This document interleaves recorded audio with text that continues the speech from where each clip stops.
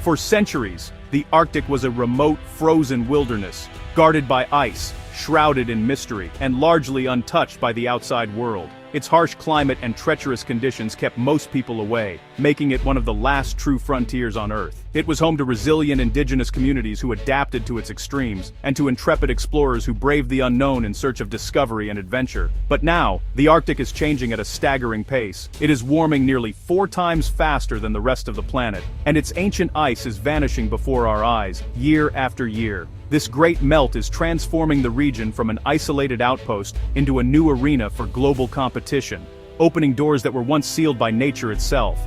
As the sea ice retreats, it exposes untapped resources and new shipping lanes, drawing the world's superpowers north in pursuit of opportunity and influence.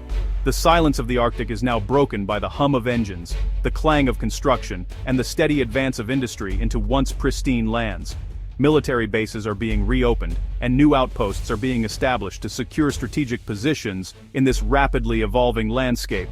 Powerful icebreakers, once rare sights, now cut through the ice as symbols of national ambition and technological prowess. The race for the Arctic is happening now, with decisions made here set to impact global security, the world economy, and the climate for generations to come. The eyes of the world are fixed on this unfolding drama. Where there was once solid, impenetrable ice, there is now open water, unlocking access to new routes, new resources, and new possibilities for wealth and power.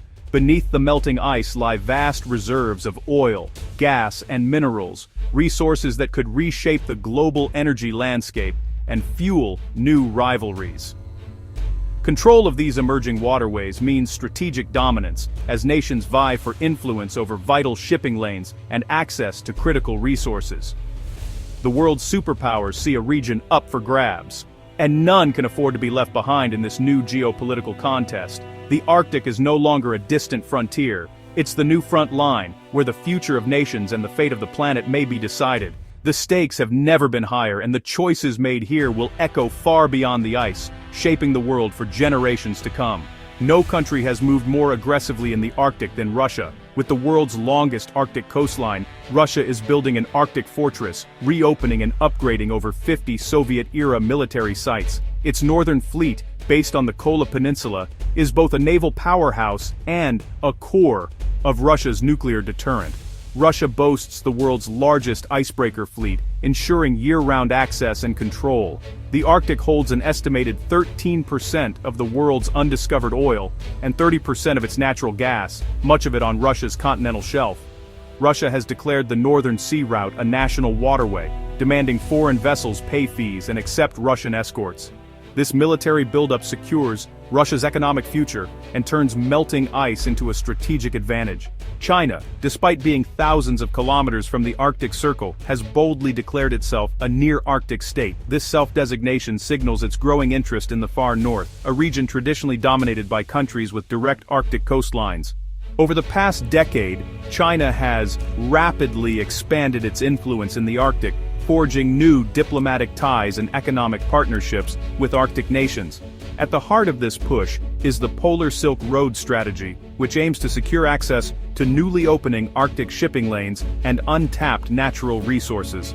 By integrating the Arctic into its Belt and Road initiative, China seeks to connect the region to its vast global trade network and economic ambitions.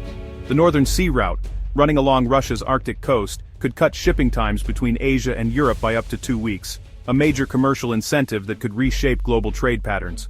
To support its ambitions, China is building a fleet of advanced icebreakers and establishing research stations, allowing it to operate year-round in the harsh Arctic environment and gather valuable scientific data. It is also investing billions in Russian Arctic energy projects like Yamal LNG, securing long-term access to vital oil and gas supplies as global demand continues to grow. This deepening partnership gives China a strategic foothold in the region, while providing Russia with the capital and technology it needs to develop its vast Arctic resources. The growing China-Russia alliance now combines military power with economic ambition, presenting a new challenge to Western influence in the Arctic and raising concerns among NATO members. While China publicly frames its Arctic involvement as purely scientific and economic, its expanding presence and infrastructure reveal deeper strategic goals. including security and influence over future Arctic governance. By embedding itself in the Arctic's economic, scientific, and political landscape, China is ensuring it will play a decisive role in shaping the region's future for decades to come. For decades, the United States and its allies viewed the Arctic primarily through the lens of environmental protection and scientific exploration. The region was seen as remote, pristine, and largely insulated from global tensions. But in recent years, the ambitions of Russia and China have dramatically shifted this perspective, turning the Arctic into a new arena for strategic competition and military posturing. As an Arctic nation thanks to Alaska, the U.S. now recognizes the urgent need to strengthen its military presence and deepen cooperation with its allies. The focus has shifted from simply monitoring the environment to ensuring security and stability in a region that is rapidly changing.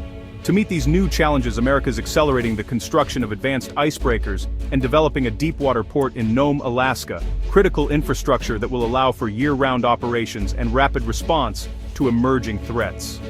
Canada, too, is ramping up its investments in Arctic security.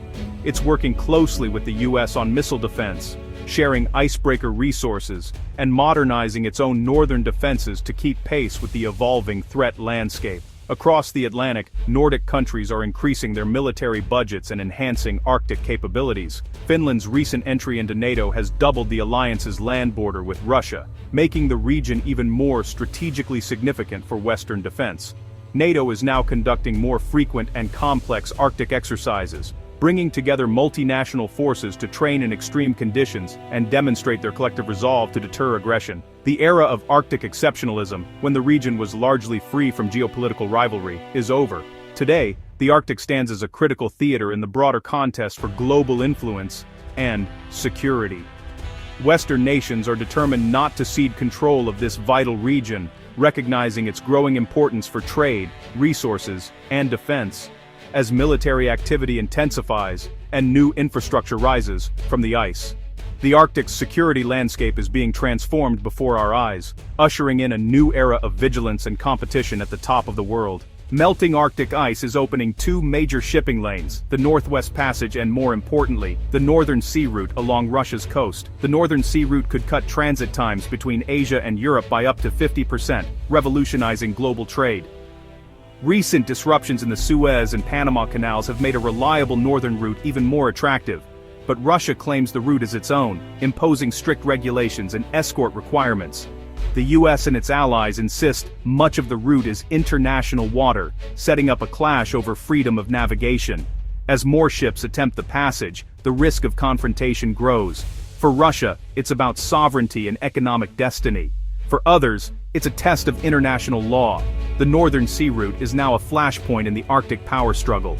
The Arctic was once a model of international cooperation, with the Arctic Council fostering peaceful collaboration. Russia's invasion of Ukraine shattered that trust, freezing much of the Council's work and politicizing the region. Now, the Arctic is defined by confrontation, not cooperation, as global rivalries spill north.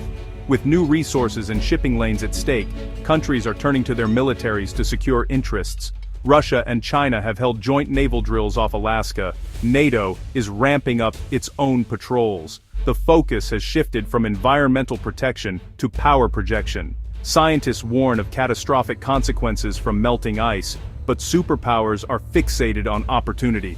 The Arctic, once a symbol of hope, now mirrors our divided world. Power politics have replaced shared stewardship.